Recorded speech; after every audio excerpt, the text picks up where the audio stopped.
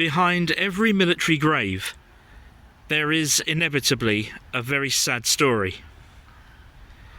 But I'm here today at the Caterham and Wallingham Burial Ground in Surrey in southeast England to tell the story of two brothers whose parallel lives and ultimate fate in the Battle of Britain in 1940 has an almost eerie quality.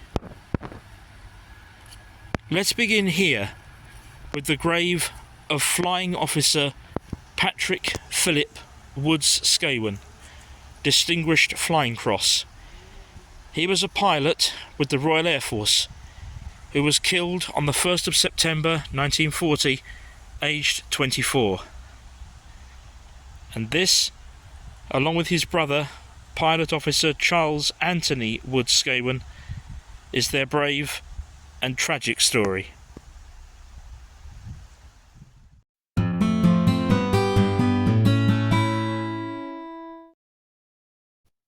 The Woods-Scawen brothers were both born in Karachi, in what was then British India.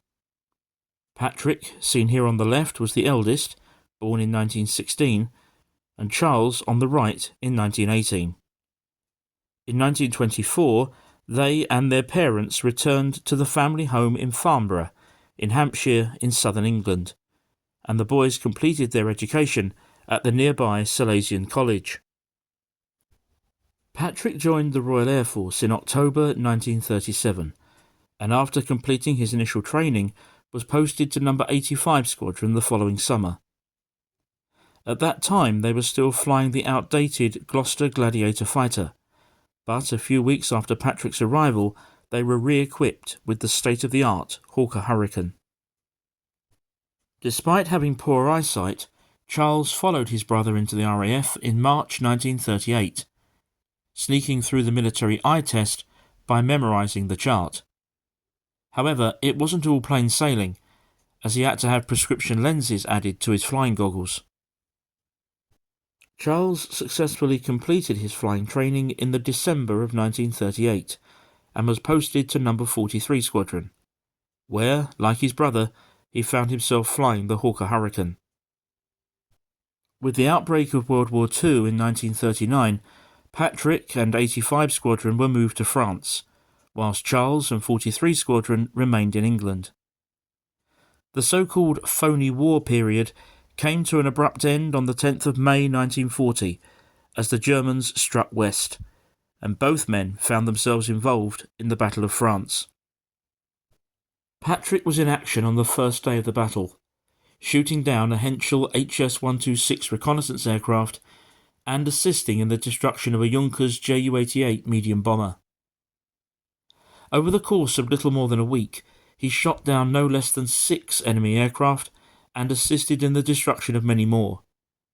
During this period, he was also shot down himself, but successfully bailed out with only minor injuries.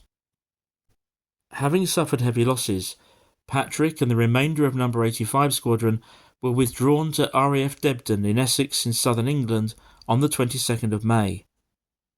In recognition of his performance during the Battle of France, he was promoted to Flying Officer and awarded the Distinguished Flying Cross.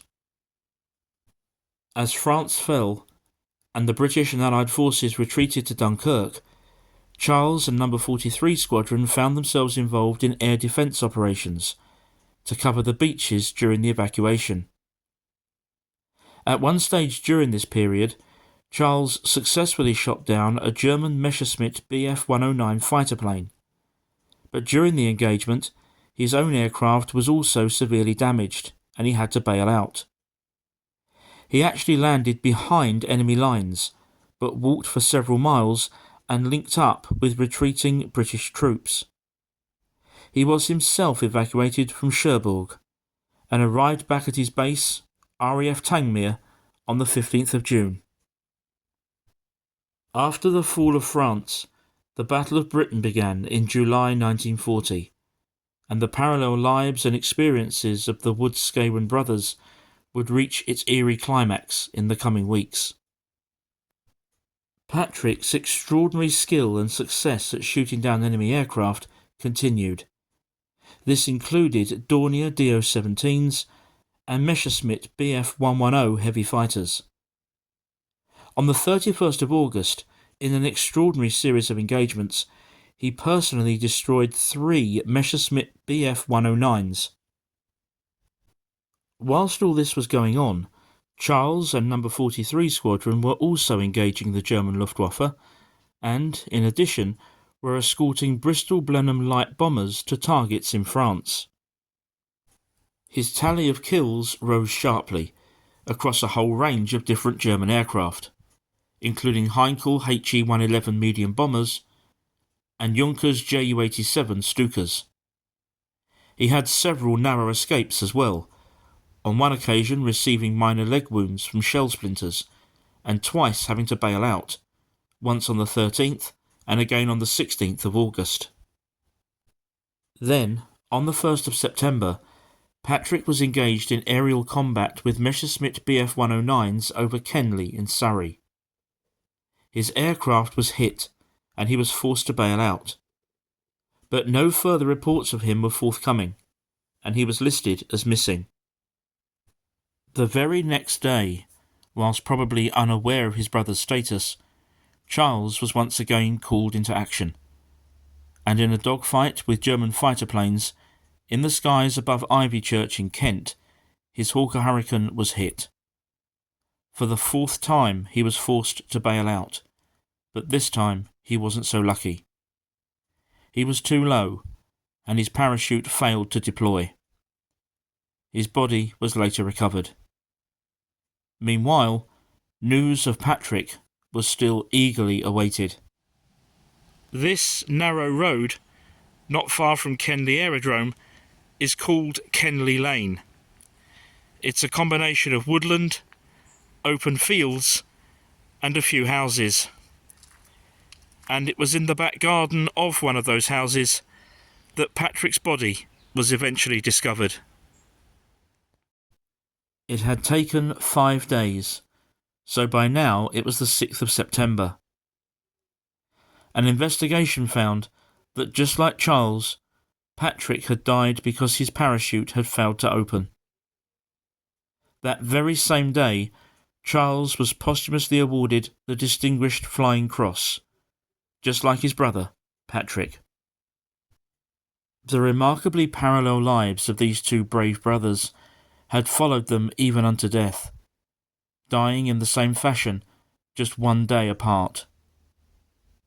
Charles was laid to rest at the Folkestone New Cemetery in Kent, whilst Patrick, as we have seen, was buried at the Caterham Warningham Burial Ground in Surrey, not far from where his body was recovered. The ceremony, which included the presentation of the 2 Distinguished Flying Crosses, was held at Buckingham Palace on the 21st of June the following year, 1941. The boy's father, Philip Woods-Scawen, who can be seen here, received the medals on behalf of his sons from King George VI. This photograph was taken of Philip Woods-Scawen outside Buckingham Palace shortly after the ceremony. That surely is the face of a broken man, that no amount of pride can disguise. In yet another tragic twist to this tale, among those who accompanied Philip to Buckingham Palace was his nephew, Sergeant Gerald Edgar Francis Woods-Scawen, who was a Spitfire pilot with No. 92 Squadron. On the 3rd of October that same year, he was killed just off the British coast, and his body washed ashore in the German-occupied Netherlands 17 days later. This has to be one of the most tragic stories I've ever told on my channel, with, as I've already said, an almost eerie quality. In a moment there will be a link on the screen to a video that I made in 2024 about Corporal William Jemmett of the RAF Volunteer Reserve World War II.